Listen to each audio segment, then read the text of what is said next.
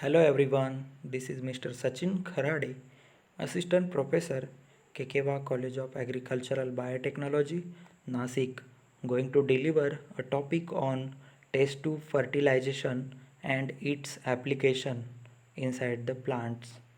So, the test tube fertilization involves formation of embryo outside the body in a test tube by the fusion of male and female gametes. So, diagram itself indicates that you can fuse a male gamete and female gamete inside the test tube and it will leads to the formation of embryogenesis.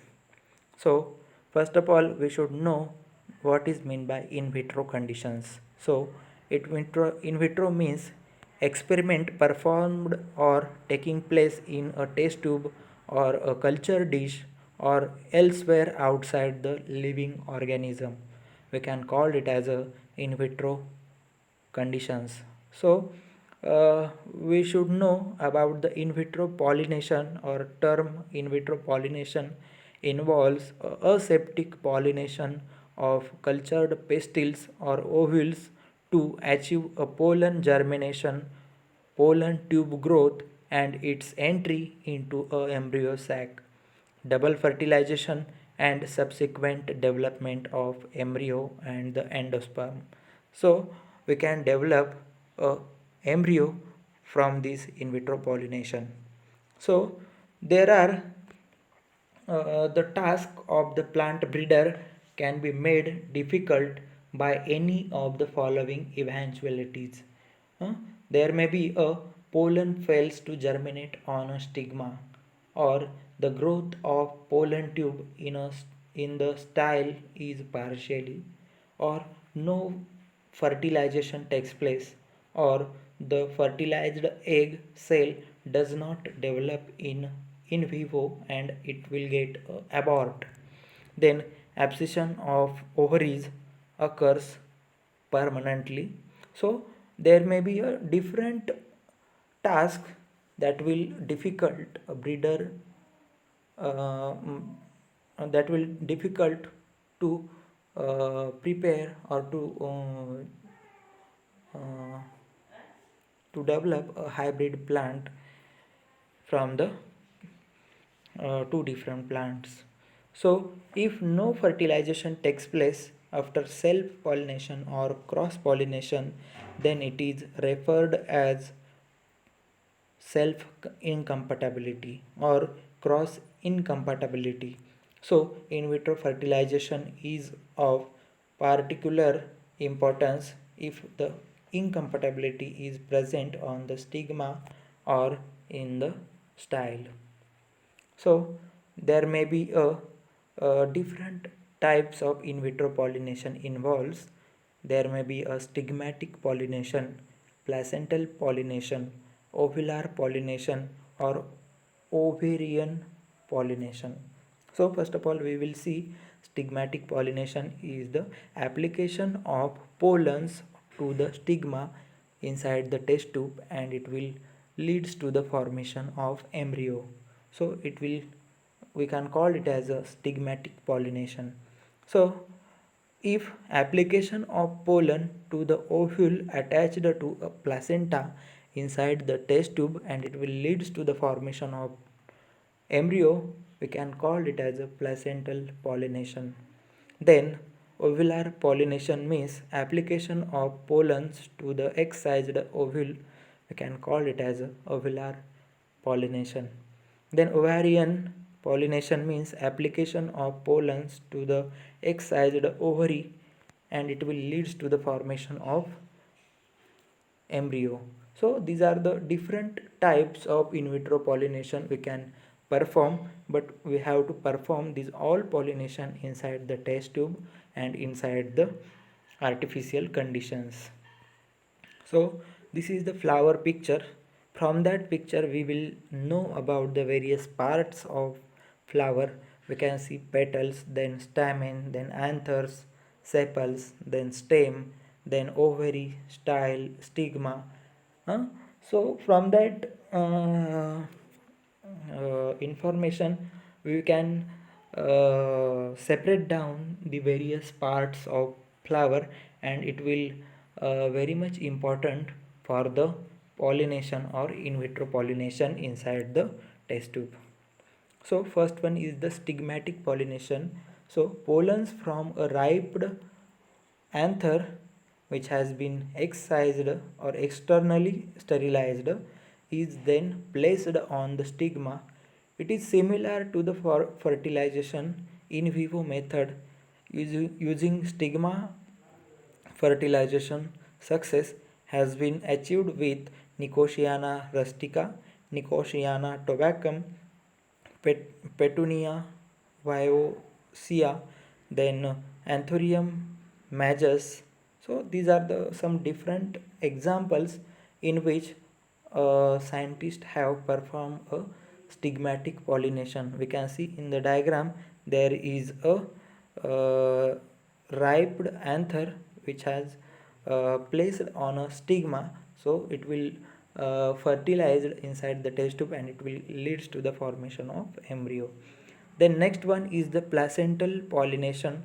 So placenta explant with unfertilized ovule are dissected under a stereoscopic microscope and inoculated on a nutrient medium. At the same time, anthers are opened under sterile conditions and the pollen grains placed near to the ovules. So, after this, we have to incubate this culture inside the culture room, and that will then after it will leads to the formation of embryo. So we can call it as a placental pollination. Then third one is the fertilization of an isolated ovules without a placenta. So this method is same as in a two form and time that the ovule is isolated in vitro. So there has been little success with this method since it is extremely difficult to induce a embryo formation in vitro fertilized ovule. So there is a three different types of pollination. It may be stigmatic pollination, ovarian pollination, and placental ovulation. We can see there is a picture of flower. We can isolate ovary pollens and the ovules, and from that we can perform a fertilization by male and female gametes inside the test tube, and it will leads to the formation of embryo, and embryo get developed inside the whole plantlet. So there is a different applications of in vitro fertilization in plant breeding. The techniques of in vitro pollination has a potential application inside the various areas. So first one is the overcoming self incompatibility. So we have already discussed about the self incompatibility. So if we want to overcome this self incompatibility, we can go for the in vitro fertilization. Likewise, we are overcoming cross incompatibility. For cross pollinated crops, we have to if we want to overcome the cross incompatibility inside the cross pollinated crops, we have to perform this technique in vitro fertilization. Then third one is the haploid production through the parthenogenesis. Also we can produce a haploid plant from this in vitro fertilization. To produce a stress tolerant plant by this technique.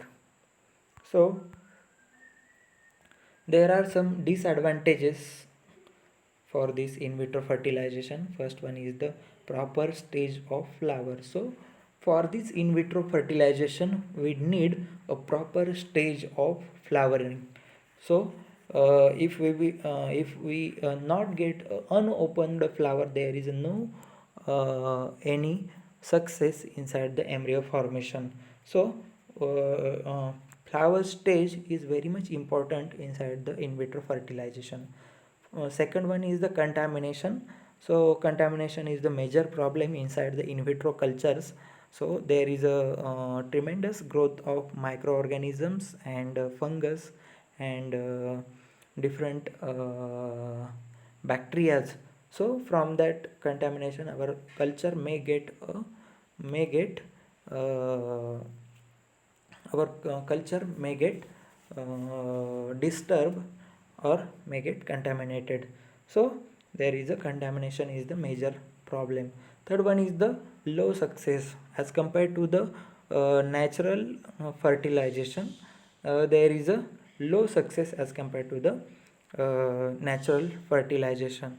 So with these disadvantages, this technology has tremendous applications inside the plant breeding. So with these information, we can conclude that if there is a self incompatibility inside the plant or cross incompatibility inside the plant, or there is a number of eventualities we have already seen inside the second or third slide, we can overcome these self incompatibility or cross incompatibility by this in vitro fertilization, and we can produce a embryo uh, in such a plants. So we can stop here. Kindly like this video and subscribe the channel. Thank you.